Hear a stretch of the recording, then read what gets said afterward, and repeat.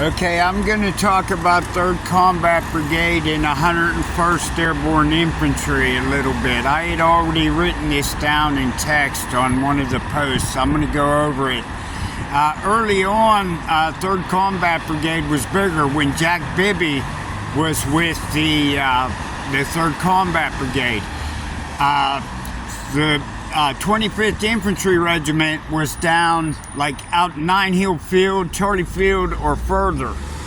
And the NBA was as far down as like 11 Hill from Da Nang area. I was actually just going to talk about the units there.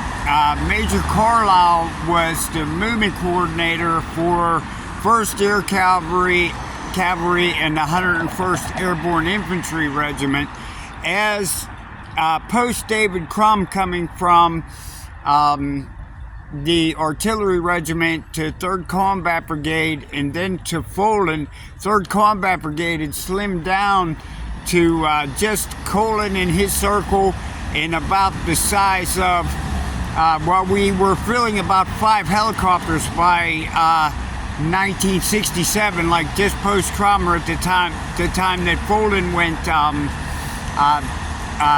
MIA. After that, as that was going on there, before 1968,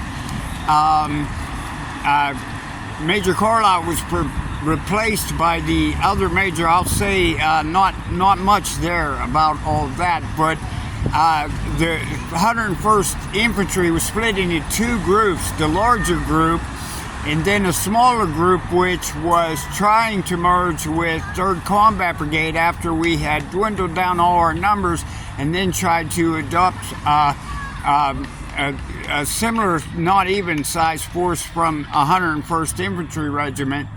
And then